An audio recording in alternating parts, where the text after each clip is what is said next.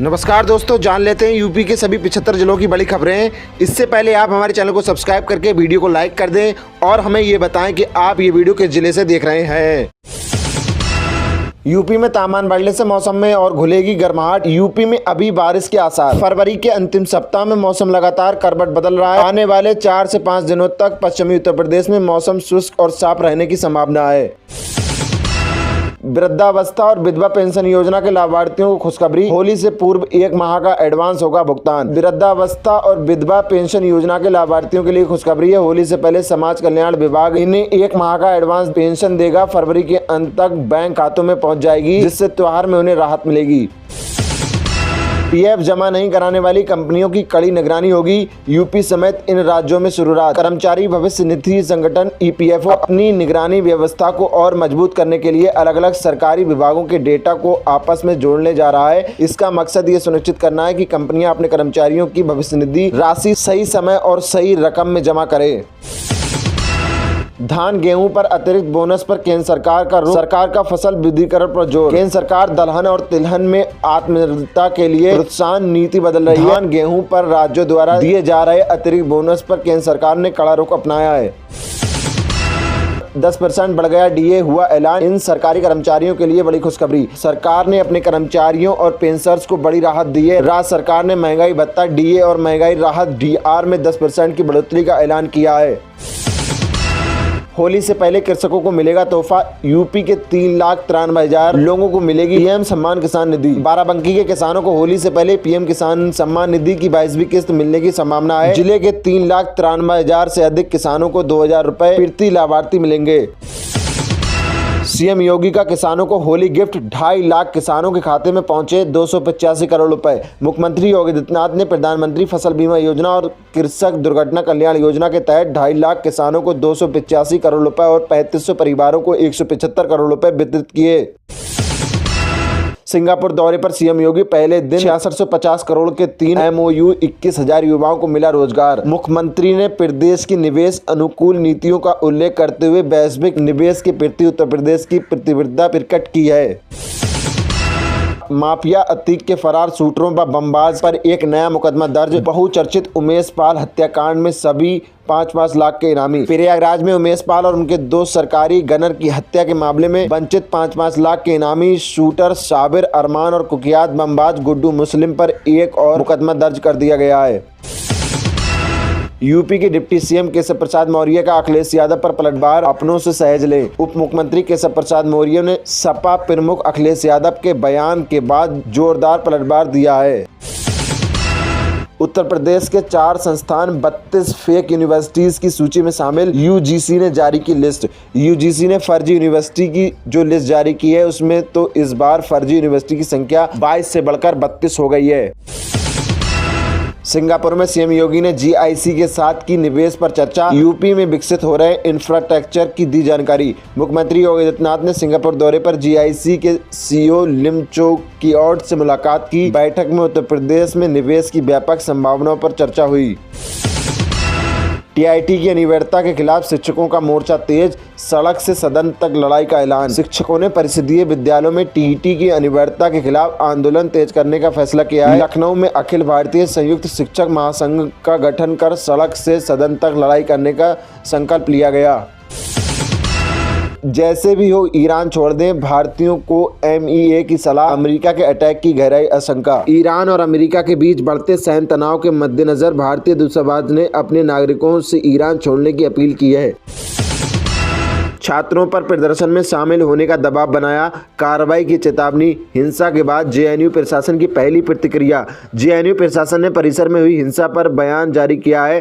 प्रशासन के अनुसार 22 फरवरी की रात को छात्रों द्वारा शैक्षणिक भवनों को बंद करने और अन्य छात्रों पर प्रदर्शन में शामिल होने का दबाव बनाने से विवाद बढ़ा।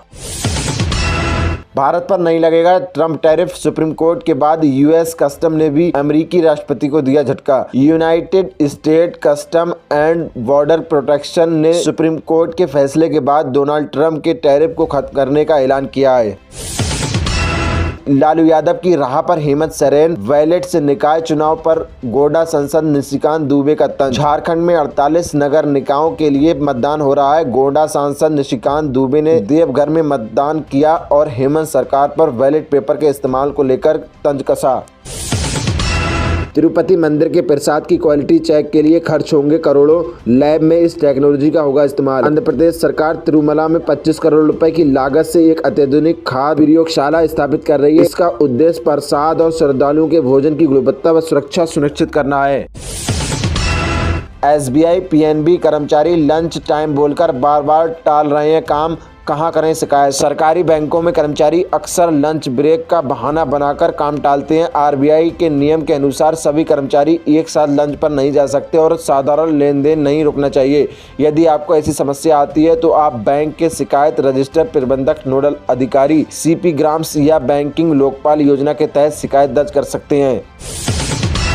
गाजियाबाद में स्कूटी सवार कारोबारी की नाले में गिरकर मौत, मंदिर जाते समय हुआ हादसा। गाजियाबाद के GT रोड पर ठाकुर द्वारा तिराहे के पास देर रात एक स्कूटी सवार कारोबारी नाले में गिर गए जिससे उनकी मौत हो गई।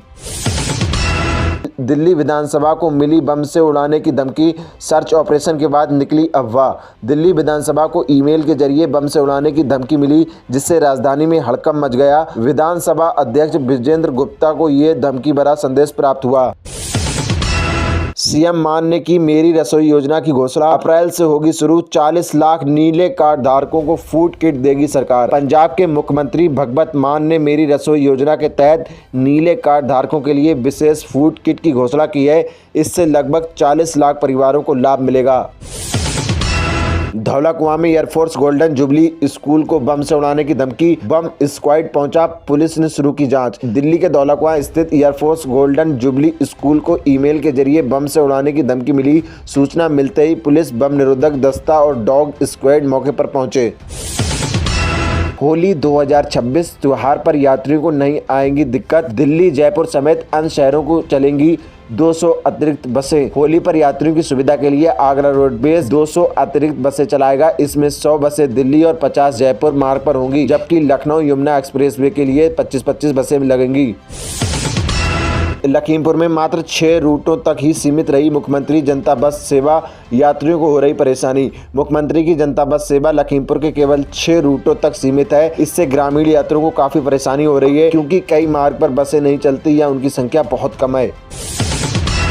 कानपुर में खाद्य विभाग की बड़ी कार्रवाई, 50 लाख का 10,000 किलो एक्सपायर हो चुका खजूर जब्त। रमजान में खपाने की थी तैयारी। कानपुर में खाद्य सुरक्षा विभाग ने बड़ी कार्रवाई करते हुए 10,000 किलो एक्सपायरी खजूर जब्त किया। ये खजूर 2022-23 में एक्सपायर हो गया था, लेकिन रमजान में बेचने के लिए उस पर 2025-26 की नई एक्सपायरी डेट के स्टिकर लगाए जा रहे थे। जब्त खजूर की कीमत लगभग 50 लाख रुपए है। यूपी में यात्रियों का टिकट बनाने के बाद ही डिपो से निकलेगी रोडवेज बसें, दर्ज कराना होगा विभागीय रिकॉर्ड। डिपो में बसों के संचालन के लिए नई व्यवस्था लागू की गई है। अब सभी यात्रियों को बस स्टेशन परिसर से प्रस्थान करने से पहले ही टिकट देना अनिवार्य होगा।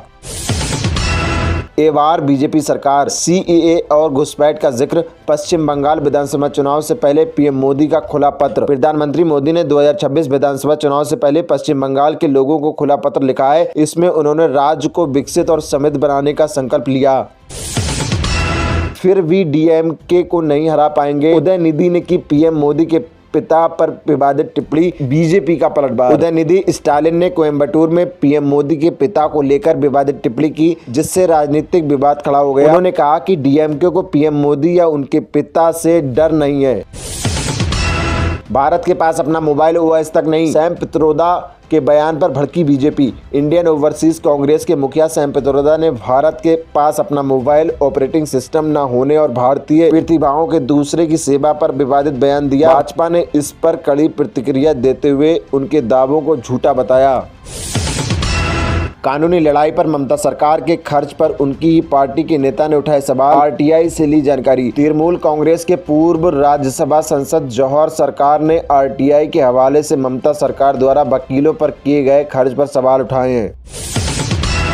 पीएम तारिक ने बांग्लादेशी सेना में किया बड़ा फेरबदल, भारत में रहे सलाहकार को भी वापस बुलाया। तारिक रहमान ने बांग्लादेश के प्रधानमंत्री का पदभार संभालते ही सेना में बड़े बदलाव किए हैं। पीएम रहमान ने भारत में रहे बांग्लादेश हाई कमीशन में डिफेंस एडवाइजर को वापस बुला लिया है। बिहार होमगार्ड भर्ती 2026। बिहार में होमगार्ड के 13,500 पदों पर भर्ती की मंजूरी। दैनिक भत्ते में भी बढ़ोतरी का ऐलान। 13,500 रिक्त पदों को भरने के लिए राज्य सरकार की ओर से मंजूरी मिल गई है। अब जल्द ही गृह विभाग की ओर से नोटिफिकेशन जारी कर इस भर्ती के लिए आवेदन प्रक्रिया शुरू हो जाएगी।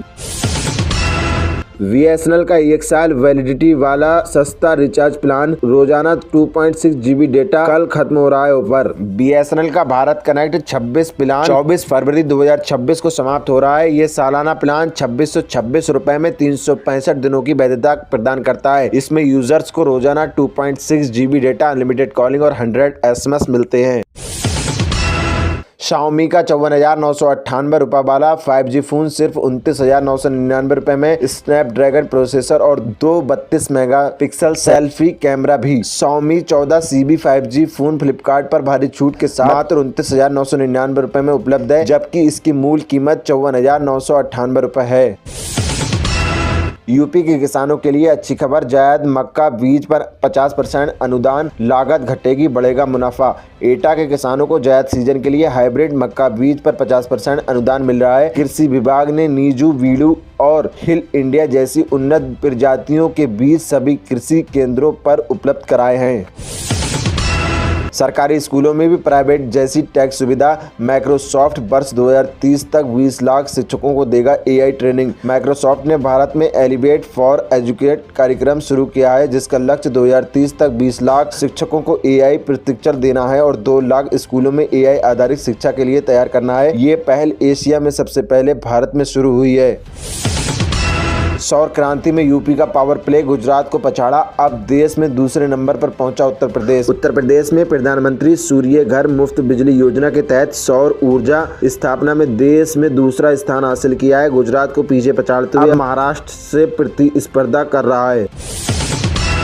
यूपी में बिजली 84,170 उपभोक्ताओं के खिलाफ जारी होगी RC, बिजली बिल न जमा करने पर होगी बड़ी कार्रवाई। गोड्डा में बिजली बिल राहत योजना के अंतिम चरण में विभाग की सख्ती दिख रही है। मुख्य अभियंता के निर्देश पर जागरूकता अभियान से पंजीकरण में वृद्धि हुई।